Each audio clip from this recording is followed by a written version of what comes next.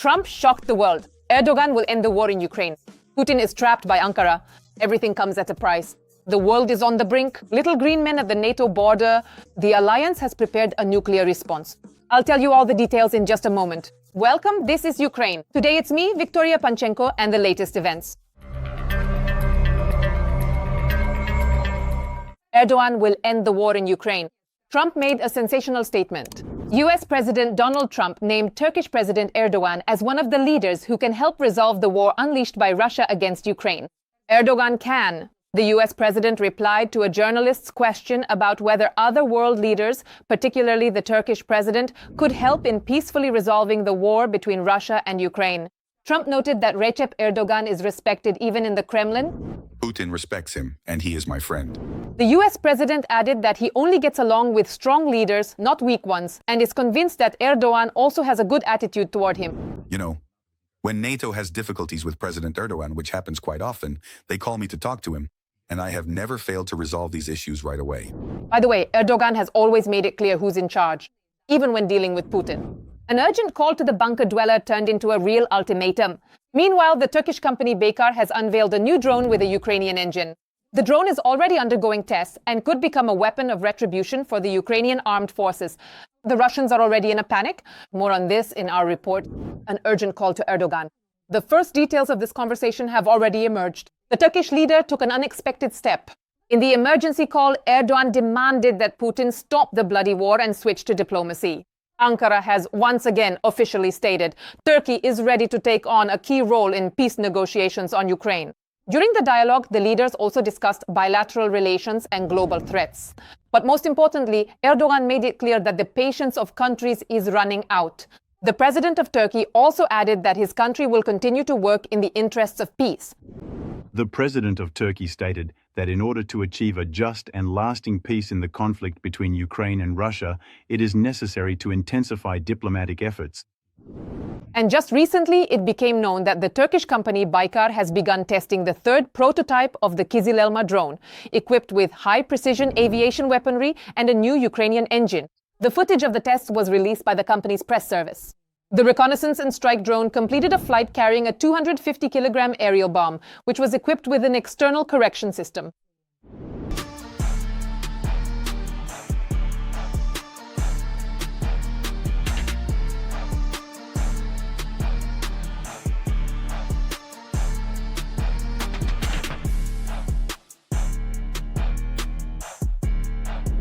According to the company, with a new, more powerful engine, the Kizil Elma will approach the speed of sound, and thanks to aerodynamic improvements, it will be able to perform more complex maneuvers at higher speeds. In 2021, the Turkish company Baykar ordered jet engines from the Ukrainian state enterprise Ivchenko Progress to be installed on the drone. At the same time, engine deliveries continued into 2024. This is one of the most important projects of the Turkish defense industry and has already caused a serious wave of concern in Russia. Russian media, noting that the aircraft is undergoing tests with a Ukrainian-made engine, believe that if Turkey hands over the Kizil Elma to Ukraine as a gesture of friendship, it would be the worst-case scenario for Russia. The Russian press notes that Turkish UAVs with Ukrainian engines highlight the military cooperation between Turkey and Ukraine. At the same time, Ukrainian media point out that Ukrainian-made engines give the aircraft additional power, strengthening the friendship between the two countries. It was also mentioned that Baykar has decided to build a production plant in Ukraine, where, in particular, Kizil Elma and other drones may be produced for the Ukrainian army. Against this backdrop, it has become known that Bayraktars have returned to the front. Reportedly, after a long pause, Bayraktar drones are once again being used in strike operations against Russian forces. Thus, medium-altitude, long-endurance drones struck a Russian boat and a unit on the Black Sea coast. It seems that Putin is practically eager to become a vassal to Erdogan. Russia is paying tribute to Turkey with gas and nuclear power plants. The collapse of Rosatom. Putin's empire is falling apart before our eyes. There isn't even money for construction. All the details are coming up next. A cruel irony of fate. Now Putin is paying tribute not only to Chechnya, but also to Turkey. Erdogan bared his teeth, and now payments for Russian gas will remain in Turkey. According to Erdogan, the money for Russian gas will be directed toward the construction of the Akkuyu nuclear power plant, which Rosatom has been building in Turkey since 2018. We have successfully completed the testing phase of the clearing mechanism, which will allow us to meet the financial needs of the nuclear power plant under construction using gas payments from Botos. Oh, what happened to the richest enterprise of all time and peoples, Rosatom? Oh, the horror. The company is unable to pay for the construction of the nuclear power plant itself, which is estimated at $20 billion. Could it be that Rosatom is bankrupt? As it turned out, due to sanctions, the state nuclear corporation had its funds blocked in its accounts. As a result, in the summer, the builders of Akuyu even organized a mass protest due to delayed payments. Initially, the launch of the first power unit of the nuclear power plant was planned for 2023. But after the German company Siemens refused to supply equipment for the project due to sanctions, the completion of construction was postponed to 2025 and then even to 2026. Now, even this deadline is in question. Moreover, Rosatom is negotiating the sale of 49% of the Akuyu nuclear power plant's shares to Turkish and foreign investors. There you have it, the effect of sanctions. Putin's empire is slowly but surely crumbling, and Erdogan deserves a standing ovation. As they say, two birds with one stone, both gas and a nuclear power plant for Turkey are being paid for by the Kremlin. Moreover, the president of Turkey made another unexpected statement. The president of Ukraine, Volodymyr Zelensky, and the dictator of the Russian Federation, Vladimir Putin, are allegedly not yet ready for a face-to-face meeting. He said this in a conversation with journalists on board the plane while returning from China, where he met with the head of the Kremlin, Vladimir Putin. Ankara hopes that the path to peace in Ukraine remains open. In my bilateral meeting with Russian President Vladimir Putin, we discussed what could be done to end the war between Ukraine and Russia with a just peace. From the very beginning, we have always considered the possibility of ending the war between Ukraine and Russia through negotiations. The negotiations that took place in Istanbul are the clearest proof that this path remains open. But despite all the loud statements about peace talks, both the EU and NATO are preparing for military confrontation with Russia. On October 13th, 2025, the annual Steadfast Noon nuclear deterrence exercises began. The host country for this year's exercises is the Netherlands. The Volkel Air Base became the main site for the maneuvers. Air bases in Belgium and the United Kingdom are also involved. About 70 aircraft from 14 NATO countries are participating in the exercises. In total, around 2,000 military personnel will be involved. This helps us ensure that our nuclear deterrence forces remain as reliable, safe, and effective as possible. And while NATO is conducting its exercises, Putin's little green men are already at the alliance's borders. Phase 0 has been launched. Has Putin really made up his mind? War is one step away from Europe. Estonia has closed its border. More details about Russia's provocations at the borders of the Baltic states, Phase 0, and the risk of war between Russia and NATO can be found in the following report. Putin's little green men are already at Estonia's doorstep. It seems the bunker dweller is preparing a Crimea 2.0 operation in Europe. Western media are publishing footage showing armed men on the road. From their uniforms, it's clear these are definitely not Russian border guards. Due to the sudden activation of unidentified Russian troops in the areas of checkpoints between Russia and Estonia, the police department has urgently closed the country's eastern borders. We decided to close the road to prevent possible provocations and incidents. Our main goal is the safety of the Estonian population. Künter Pedosk, operational head of the southern prefecture. The safety of our own population is the top priority for all Baltic countries. For example, today Latvia is expelling at least 841 Russian citizens from the country. These are Russians who were unable to prove even a basic knowledge of the Latvian language. The EU country no longer wants to see the Kremlin's fifth column on its territory. The stay of such Russians in Latvia will be considered illegal, and their access to social services will be closed. If these Russians remain, they will face deportation. Madara Puke, representative of the Latvian Office of Citizenship and Migration Affairs. Due to the possible Russian attack on NATO, the alliance is preparing to evacuate 1.2 million people. According to the authorities of Lithuania, Latvia and Estonia, this is the number of citizens who would need to flee from war in the event of aggression from the Kremlin. This concerns at least a 40-kilometer strip along the borders with Russia and Belarus. For Lithuania, this would mean a total evacuation. In that case, even the capital would fall into the potential frontline zone. However, in Vilnius, they are confident that such a scenario is unlikely. An emergency of such scale, which would require evacuating Vilnius entirely, is unlikely to develop in just one day. That is, it may well be necessary to start with some localized evacuations, such as the eastern outskirts of the city or even individual neighborhoods. but we proceed from the assumption that ultimately our resources must be prepared for the evacuation of all 600,000 residents of Vilnius.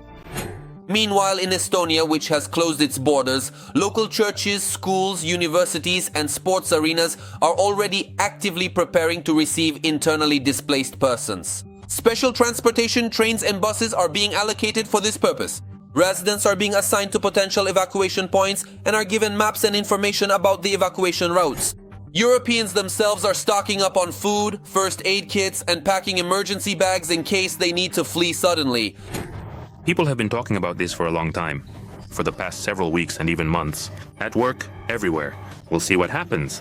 For now, we need to take care of the most urgent things. The total population of the Baltic countries exceeds 6 million people. Of these, almost 2.9 million live in Lithuania, nearly 2 million in Latvia, and 1.4 million people in Estonia. In Vilnius, evacuation plans are being prepared for about a quarter of the population, in Latvia for a third, and in Estonia for 10%. And that's taking into account the most optimistic forecasts. According to military analysts, if Putin launches a full-scale offensive against the Baltic countries, every single resident there could become a displaced person. They have platforms for various types of missile weaponry, which can strike in the shortest possible time. As one of our sources told us, these systems can literally be rolled out of garages, for example, at the Luga military base, 100 kilometers from the Estonian border, loaded with Iskander missiles in 5 minutes and launched in quantities that would cover the entire territory of Estonia and most of Latvia. Meanwhile, Russian propaganda is foaming at the mouth, insisting that the Kremlin's intentions are purely peaceful and that the Baltic countries supposedly have nothing to fear. Even the bunker dweller himself, putting on an innocent face, tries to reassure the West. We have never initiated military confrontation ourselves. It's pointless, unnecessary, just unnecessary and simply absurd. They can't possibly believe this. They can't possibly believe what they're saying, that Russia is planning to attack NATO. So it's impossible to believe this nonsense. In much the same way, right before February 2022, Moscow was insisting that they had no intention of invading Ukraine. Earlier, in 2014, Putin also denied the involvement of Russian army soldiers in the annexation of Crimea. So it's no surprise, as soon as the little green men appeared, the Baltic countries began preparing for the worst. The nature of hybrid warfare is such that you might not realize, is this already a war, a single attack, or just an accident? Take, for example, the damaged communication cables in the Baltic Sea or the plane that recently crashed in Lithuania. An attack or an accident? Not to mention the constant problems with GPS signals in the same Suwałki corridor area. And adding fuel to the fire at NATO's border is Putin's loyal ally Alexander Lukashenko. The latter has resorted to yet another dirty provocation. He suddenly put the Belarusian troops on alert. The country's Ministry of Defense cheerfully reported that units are already moving out to designated areas to carry out the task assigned by the leader. Units of the armed forces involved in the combat readiness check are moving to their assigned locations. However, analysts insist that all this is more for show than actual preparation for a real invasion. Belarus will continue to constantly escalate the situation and threaten with combat readiness checks. As for the Russian army, it is so bogged down in the war in Ukraine that the Kremlin simply doesn't have the resources to open a second front. Nevertheless, everything could change quickly. Recruiting new soldiers takes quite a long time. But in principle, it's probably a matter of 2 or 3 weeks, something like that. Because there are enough combat-ready units at the front in Ukraine. So all that's needed is to simply transfer them. That wouldn't take much time. And then arm them somehow, reorganize them. Among experts, there is an opinion that Russia is already preparing for war with NATO and may strike earlier than intelligence agencies expect. For example, the American Institute for the Study of War claims that Moscow has entered the so-called Phase Zero in preparing for a confrontation with the alliance. Russia is creating reserves and developing new tactics for waging war without the mass use of armored vehicles, and is capable of launching new aggression without waiting for its army to fully recover after the war with Ukraine. Whether Putin will back down or actually attack the Baltic countries, we will find out very soon. Every voice matters. Join our community, support independent journalism and help us bring you the truth from Ukraine. Become a member of Ukraine Today. Join us now. Urgent! The NRF is paralyzed. A real catastrophe. This video has blown up the internet. Panic in the Kremlin and a rebellion is brewing in Moscow. Russians are shouting and ready to resort to radical measures. Putin is making an emergency decision. Zelensky has really cornered the enemy. This has completely shattered the Russians. The fire of revenge has done its job. All of this and more coming up, so watch until the end. Ukraine Today, Raina Aslanov here, bringing you the latest events.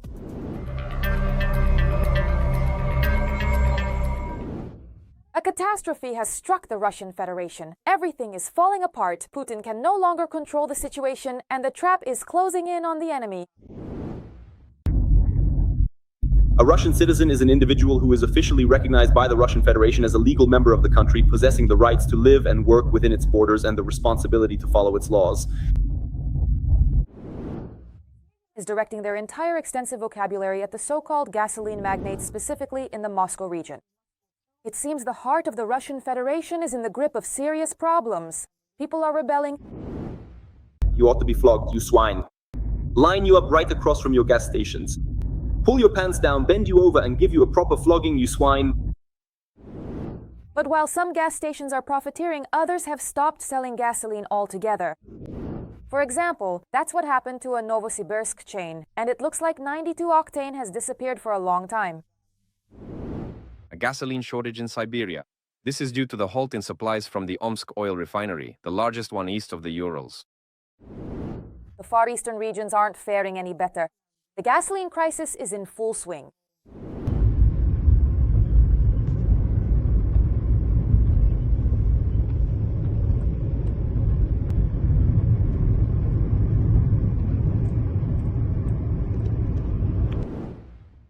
In the Far East, the most difficult situation has developed in the Khabarovsk region. In the Verkhneburansky district, a limit of 10 liters per person has been imposed on gasoline sales. Problems with fuel supplies have arisen in Sovetskaya Gavan and Vanino, both located on the Pacific coast. Tensions are reaching their peak. People are making loud appeals one after another, and all of them are against the authorities. Something furious is brewing. I think it's time for us to start using our heads, to turn on our brains and begin to unite. No one is going to save us. Let's express our protest peacefully by declaring our lack of confidence in this system of power. However, this is not surprising. Production of petroleum products in Russia has plummeted by almost 10% after the drone strikes. All the public channels are writing about this. There's simply no point in hiding it. Ukrainian drone raids, which since the beginning of August have managed to hit 28 oil refineries in Russia, have caused fuel and other petroleum product output to drop to the lowest level in many years. As a result, production volumes at oil refineries have become the lowest in at least the last 5 years. Putin in agony wants to shower the refineries with billions in the face of Ukrainian deep strikes. An emergency decree. Oil refineries will be eligible for subsidies even if wholesale market prices for diesel and gasoline significantly exceed the threshold prices. The changes will be in effect from October 1st to May 1st. Supposedly, the subsidies are intended to encourage Russian oil producers to continue supplying gasoline and diesel fuel to the domestic market. But it seems that even this won't help the Russian economy get out of this hole. What happened is, in my opinion, truly a major success. According to our data, the enemy is facing a gasoline shortage of up to 20% of their needs. There are different estimates, 13 to 20%, but it has been confirmed that the shortage is already significant, in our view up to 20% as of today. Now officially, the fuel crisis in Russia is gaining momentum, reaching even the most remote areas. The Kremlin is in a panic. This is a hopeless situation. Putin is desperately trying to come up with an emergency action plan, but everything is going wrong. You have to see this with your own eyes. An absolute anti-record for Putin. Cars in Russia are ceasing to be a means of transportation and are turning into a luxury item. After all, it's becoming increasingly difficult for Russian citizens to fuel their iron steeds. Despite the Kremlin extracting an enormous amount of oil, the country is facing a shortage of gasoline and diesel fuel. As ridiculous as it sounds, in a country that used to be a gas station and a raw materials appendage for China, with a pipeline-based economy, now it can't even provide its own population and businesses with oil and petroleum products. The main reason for the catastrophic fuel shortage beyond the border has been the Ukrainian armed forces and their precision strikes on the occupiers' oil refining infrastructure. So, by the end of September, at least 38% of oil refinery capacities across Russia were idle. That's 338,000 tons per day of primary oil processing. For a former gas station country, this is a colossal market collapse. Recently, the fuel shortage has even been seriously felt at the front lines. At regular Russian gas stations, you can hardly find 95-octane fuel in most regions, even if you search high and low. In particular, some gas stations have started temporarily limiting the amount of fuel sold to each customer. Some places allow up to 20 liters, others up to 30 liters per purchase. And at other gas stations in some regions of Russia, the sale of certain types of fuel was temporarily suspended altogether. For example, in some places there was no 92-octane gasoline, in others there was no 95-octane, and so on. At the same time, at small independent private gas stations that are not part of the so-called vertically integrated oil companies, there was a sharp increase in fuel prices. The latter only made the situation in the country worse. Along with the shortage at gas stations came sky-high prices. This summer, the price of gasoline and diesel in Russia increased by a solid 15 to 20%. And starting from autumn, the prices displayed on gas station signs across the border have been changing almost daily, each time adding another ruble or so to the cost of fuel. But even such an increase is not enough to cover the costs of Russian oil refineries, which are now constantly under drone attacks in the special military operation zone. The scale of the shortage is such that this is just a desperate attempt. By hitting the oilmen in their wallets, these oil companies that are already struggling, whose profits are collapsing, many of which have become unprofitable, this is an attempt to somehow supply the domestic market. Things are even worse for Russian oil traders on foreign markets than they are domestically. If previously the state compensated for the price difference through exports, today Russian oil isn't being bought in Europe even for pennies. Which means there won't be cheap gasoline within Russia itself. There's no point in waiting any longer. With fuel, the situation is dire and the crisis will only get worse. Accordingly, oil companies can't make money on foreign markets because of sanctions, a strong ruble, and falling oil prices. Right now, Russian oil is trading there at $55 to $57 per barrel, taking into account all the discounts and markdowns in RMTO. So that's it. Now the oil companies are basically begging the government for help, asking for tax cuts, lower MET rates, export duties, and excise taxes. But the authorities can't do that. Their budget is falling apart. They've got a hole in the budget. And the Russian economy has nothing to patch that hole with. As a result, the Kremlin couldn't come up with anything better than to announce the start of fuel imports into the country while simultaneously halting all exports of gasoline and diesel from Russia. So basically, they've decided to import gasoline. This is Putin's victory. He used to say Russia wouldn't be a gas station, a country that's just a gas station. I think this is a real victory. It really deserves to be celebrated. Now, Russia is going to buy gasoline. It's hard not to recall Churchill, who said that when the Soviet Union starts buying wheat, that's when it will come to an end. So in much the same way, when Putin's Russia starts buying gasoline, after a while it will come to an end, just like the Soviet Union once did. The Ukrainian authorities have also actively taken up the task of helping Russia come to an end. Alongside drone attacks on oil refineries, Kyiv is also striking hard at Putin's economy on the diplomatic front. If Ukraine synchronizes its strategy to reduce Russia's resource base together with its allies, with Europe, with America, with Japan, and so on, then sanctions will be imposed very quickly. And even South Korea and Singapore will simply be afraid to supply gasoline to Russia so as not to fall under sanctions. In such a hopeless situation, the Kremlin is grasping at the last straw, disregarding all environmental regulations. The government has practically legalized counterfeit fuel, hoping that at least it will saturate the Russian gasoline market. However, analysts insist that such a decision will actually drive the final nail into the coffin of oil refining in Russia. And not only that, the authorities have decided to fight the gasoline shortage with methods that cause suffocation and damage car engines. Deputy Prime Minister Novak has proposed bringing back for 6 months a special gasoline additive that was banned back in 2016. They want to use it to increase gasoline production, but there's a catch. This additive has a negative impact on the environment, damages cars, and increases the amount of nitrogen oxides in exhaust fumes, which settle in the air at a height of 60 centimeters above the ground.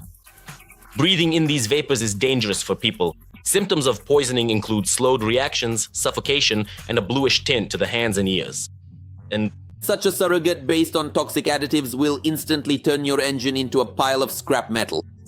After just 6 months of driving on this kind of fuel, your car will be ruined, just like all public transport in Russia.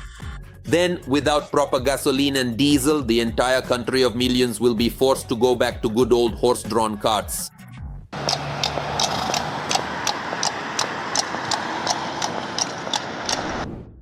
There's no gasoline. And on top of that, there are problems with electricity. Belgorod and the Kursk region have been left in the dark. Russians have received a serious response from our side. It seems that peace is just a dream for Russians now. Ukrainian ballistic strikes are already hitting deep inside Russia. Swarms of strikes and precise hits. Flamingos and Neptunes are locked on target. The enemy is confused.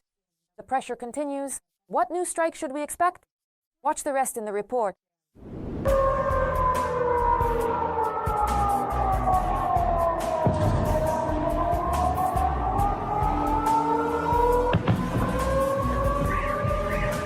The consequences of the war unleashed by Russia are starting to return to its own territory in the form of Ukrainian drones and long-range missiles. The General Staff does not deny that after Belgorod, even Muscovites might soon experience what a blackout is like firsthand. This is Pudanova. On the right, there are buildings 10, 12, and 14. Darkness. Left side of Pudanova. Darkness. Left side of Pudanova and Stanina. Intersection. The metaphor doesn't work. Meanwhile, 2 more Russian regions, Tyumen and Sverdlovsk oblasts, have introduced restrictions on gasoline sales per person, no more than 30 liters. Previously, this new regulation affected the Khabarovsk Krai, Chelyabinsk Oblast, and the occupied Crimea. All these lines and empty gas stations are due to daily attacks on oil refineries.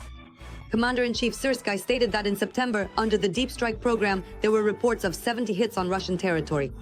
We are destroying the production of fuel and lubricants, explosives, and other components in the aggressor country, which are part of the Russian military-industrial complex. Among other things, oil production in Russia has decreased by 21%. The intensification and expansion of Ukraine's so-called long-range sanctions across Russian territory became one of the main topics at the president's meeting with the security bloc. Ukrainian long-range weaponry is becoming significantly more advanced. We are constantly working on this and have already provided a wide range of opportunities for production, the necessary funding, and all the required support. We need to scale up their use in a tangible way as well. We have clear plans regarding this for the coming months. Everything must be implemented. Ukrainian precision is already visible, but there should be more. It is absolutely fair that Ukraine strikes retaliatory strikes, precision strikes, unlike Russia. We know what we want to achieve. Of course, peace. Currently, the carriers of sanctions deep into Russian territory are the Flamingo and Neptune missiles. The company Firepoint announced the start of production of the first ones at the end of the summer. At that time, footage of the Flamingo launch appeared online. And some sources suggested, in fact, that they flew as a greeting to the territory of occupied Crimea. The publication Welt stated that it was these missiles that destroyed the FSB base on the peninsula. 3 missiles left craters 15 meters in diameter each.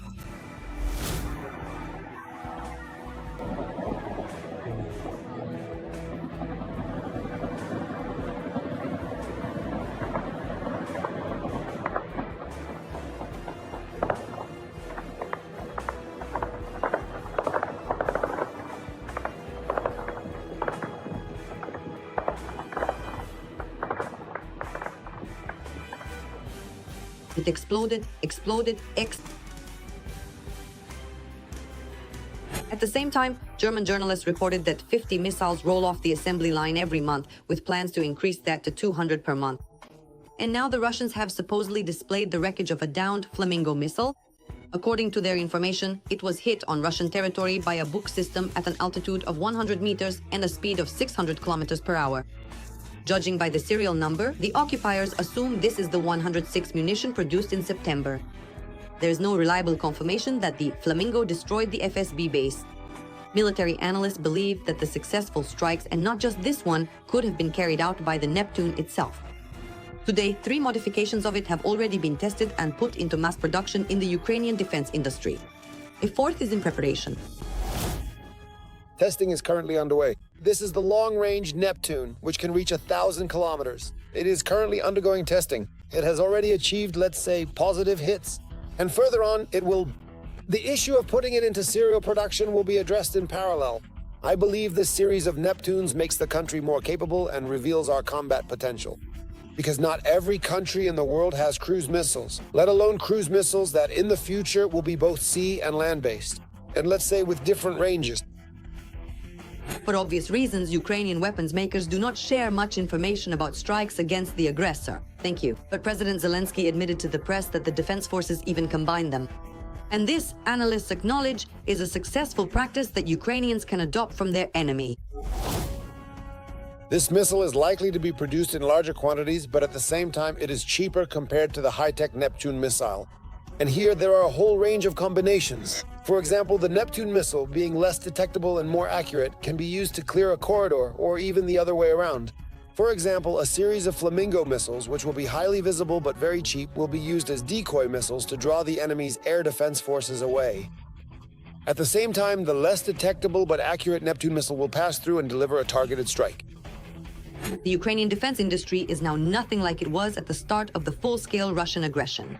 The country's military and political leadership has finally realized that only local arms manufacturers can guarantee stable weapons supplies to the front, provided there is adequate funding. But with each passing day, as more and more unknown drones terrorize EU skies, Europeans and Scandinavians are becoming increasingly interested not only in Ukraine's experience, but also in cooperating with Ukraine in producing weapons suited to the realities of modern warfare.